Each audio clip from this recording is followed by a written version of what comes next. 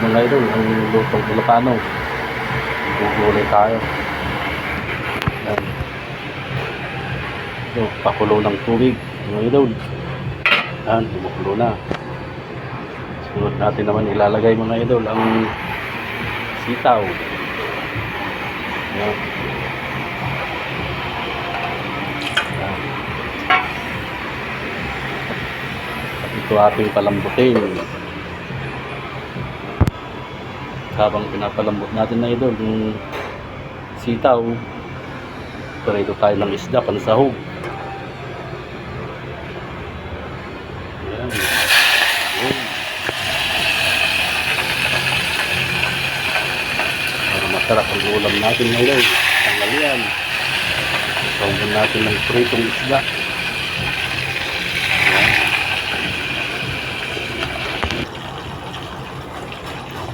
Ito, may isda. Sahog sa gulay. Pulo na rin.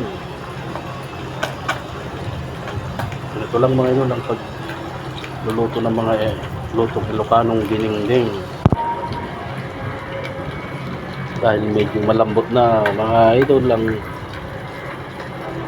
sitaw. Sunod natin lalagay itong may nakatangkay ng tangkay ng kalabasa, yung tangkay ng bulaklak ng kalabasa kasi medyo matigas at mga idol. Uunahin natin yan para lumambot. Uunahin natin lulutuin yung mga medyo matigas yan.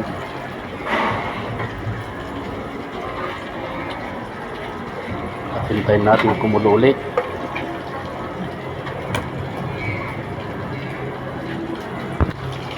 Yan, malapit na rin maluto mga idol ang nagsasawag natin na isda perito.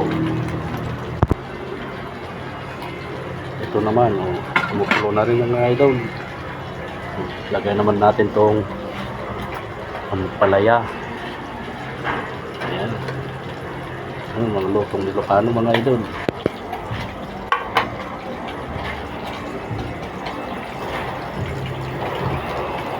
Pagkalagay natin sa ampalay mga idol, ito, patula.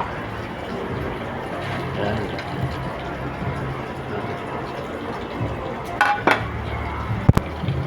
Takpan natin kunti para pagpuno bago natin ilagay itong mahiwagang bulaklak ng kalabasa, pampalasa.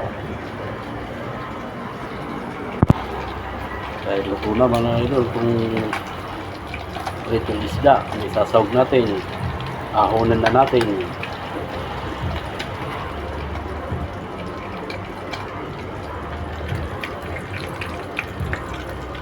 Ayan.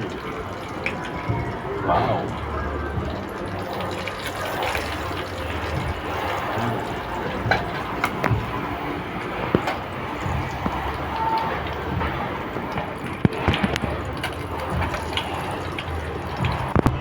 Dahil medyo malambot na mga idol ang ating nilutong mga sari-saring gulay, ito ang huli na natin ilagay ang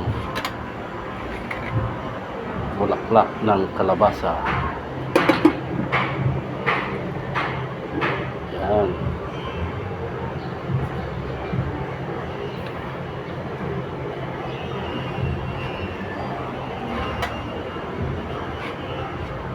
Ganyan lang mga idol ang diskarte ko sa pagluluto.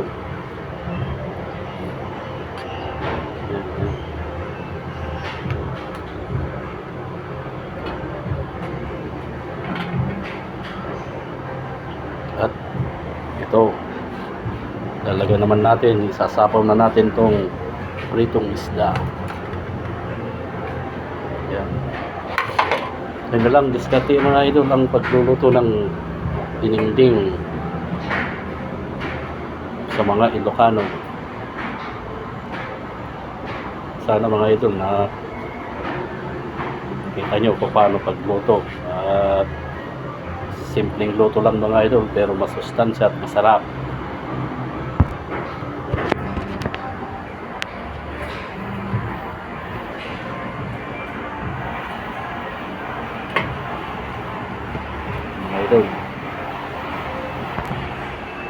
Yan mga idol, ang tanghalian namin ngayon. Mga idol, sana may natutunan kayo mga gustong magluto ng dinengdeng sa Ilocano mga idol.